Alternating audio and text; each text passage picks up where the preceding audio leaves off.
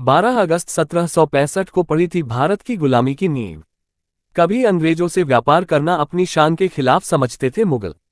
फिर कैसे बिगड़े हालात। कभी भारत की गिनती दुनिया की सबसे उपजाऊ और संपन्न इलाकों में होती थी। औरंगजेब आलमगीर के दौर में भारत दुनिया का अमीर देश था। तब दुनिया की कुल जीडीपी का 1/4 हिस्सा भारत उत्पन्न करता था।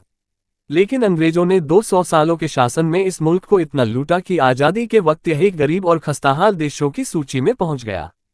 सवाल उठता है, भारत अंग्रेजों की चंगुल में फंसा कब? व्यापार की मिली इजाजत।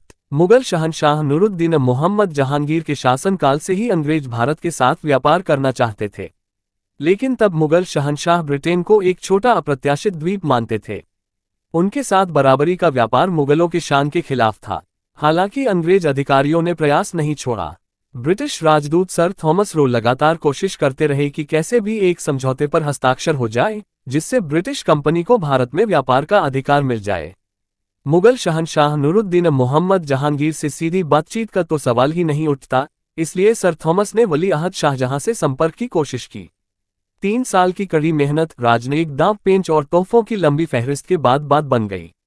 अगस्त 1618 में वली अहद शाहजहां ने एक समझौते पर हस्ताक्षर कर दिया, जिसके बाद कंपनी को गुजरात के सूरत में कारोबार करने की इजाजत मिल गई। यह फैसला इतिहास में मील का पत्थर साबित हुआ, लेकिन भारत पर गुलामी की जंजीर इसके 147 साल बाद चढ़ी। 12 अगस्त को गुलाम हुआ भारत। व्यापार के इरादे से भारत में घुसे अंग्रेजों ने पहले ईस्ट इंडिया कंपनी बनाई, फिर रियासतों की आपसी लड़ाई और बिखराव का फायदा उठाकर देश पर कब्जा कर लिया। भारत पर अंग्रेजों के शासन की आधिकारिक शुरुआत 12 अगस्त 1765 को हुई, जब मुगल बादशाह Shah Alam east India company से युद्ध हार गए। युद्ध के बाद एक संधि हुई, जिस पर शाह आलम द्वितीय ने हस्ताक्षर किया। इसे इलाहाबाद संधि के नाम से भी जाना जाता है। संधि के बाद लॉर्ड क्लाइव ने पूर्वी प्रांतों बंगाल, बिहार और उड़ीसा की दीवानी यानी टैक्स वसूलने और जनता को नियंत्रित करने का अधिकार 26 लाख रुपये वार्षिक के बदले हासिल कर लिया। इसके बाद मुल्क कंपनी का गुलाम बन गया। बीबीसी की एक रिपोर्ट में इतिहासकार सैयद हसन रियाज के हवाले से बताया गया है कि तब जनता के बीच ये धारणा प्रचलित थी, दुनिया खुदा की, मुल्क बादशाह का और हुक्म कंपनी बहादुर का। भारत छोड़कर जाते जाते भी अंग्रेजों की कुटिल बुद्धि ने भारत को और भी गारत करने सोच लिया था, इसलिए एक लंबे अरसे से षड्यंत्र पूर्वक इस देश में नफरत फैलाना शुरू कर दिया था। धर्मेंद्र गौड़ की पुस्तक मैं अंग्रेजों का जासूस था उनके द्वारा भारत छोड़ने के नफरत फैलाने का साक्ष्य है। भारत को विभाजन की आग में झोंकने की कुटिल योजना पहले से ही उन्होंने बना रखी थी। इतनी अधिक अराजकता इस देश में अंग्रेजों के आने से पहले कभी नहीं थी। आमतौर पर भ्रष्टाचार तथा गरीबी भारत में कहीं भी कभी भी देखने को नहीं मिलती थी। यदि यह कहा जाए कि गरीबी, सामान्य राजनीति और प्रशासनिक भ्रष्टाचार अंग्रेजों की देन है, तो इसमें कोई अतिशयोक्ति नहीं होगी। मुंबई के प्रसिद्ध प्रकाशक और व्यवसाय शानबाग लेखकों और साहित्यकारों में काफी प्रसिद्ध रहे हैं। फोर्ट में उनकी पुस्तकों की दुकान स्ट्रैंड बुक स्टॉल एक ग्रंथ तीर्थ ही माना जाता है। अपने देहांत से पहले शानबाग ने भारतीय संपदा और पाठकों पर बड़ा उपकार किया, जब उन्होंने विश्व प्रसिद्ध इतिहासकार एवं चिंतक विल डूरा की दुर्लभ एवं लुप्तप्राय पुस्तक द केस फॉर इंडिया का पुनः प्रकाशन किया। ये पुस्तक अंग्रेजों द्वारा भारत की लूट ही नहीं, बल्कि भारत के प्राचीन संस्कारों, विद्या और चरित्र पर इतिहास के सबसे बड़े आक्रमण का तथ्यात्मक वर्णन करती है। इसमें उन्होंने लिखा है कि भारत केवल एक राष्ट्र ही नहीं था, बल्कि सभ्यता, संस्कृति और भाषा में विश्व का मात्र संस्थान था। भारत भूमि हमारे दर्शन, संस्कृति और सभ्यता की मां कही जा सकती है। विश्व का ऐसा कोई श्रेष्ठता का क्षेत्र नहीं था जिसमें भारत ने सर्वोच्च स्थान न हासिल किया हो।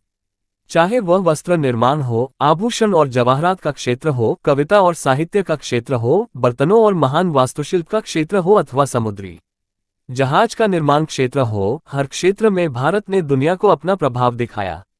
जब अंग्रेज भारत आए तो उन्होंने राजनीतिक दृष्टि से कमजोर लेकिन आर्थिक दृष्टि से अत्यंत वैभव और ऐश्वर्य संपन्न भारत को पाया। ऐसे देश में अंग्रेजों ने धोखाधड़ी, अनैतिकता एवं भ्रष्टाचार के माध्यम से राज्य हड़पे, अमानुषिक टैक्स लगाए, करोड़ों को गरीबी और भूखमरी के गर्त में धकेला तथा भारत की सारी संपदा व वैभव लूटकर ब्रिटेन को मालामाल किया। उन्होंने मद्रास, कोलकाता और मुंबई में हिंदू शासकों से व्यापारिक चौकियां भाड़े पर ली और बिना अनुमति के वहां अपनी तोपें और सेनाएं रखीं। 1756 में बंगाल के राजा ने इस प्रकार के आक्रमण का जब विरोध किया और अंग्रेजों के दुर्ग फोर्ट विलियम पर हमला करके उस पर कब्जा कर लिया, तो एक साल बाद रॉबर्ट क्लाइव ने प्लासी के युद्ध में बंगाल को हराकर उस पर कब्जा कर लिया और एक नवाब को दूसरे से लड़ाकर लूट शुरू कर दी। सिर्फ एक साल में क्लाइव ने $11,70,000 की रिश्वत ली और $1,40,000 सालाना नजराना लेना शुरू किया। जांच में उसे गुनहगार पाया गया, लेकिन ब्रिटेन की सेवा के बदले उसे माफी दे दी गई।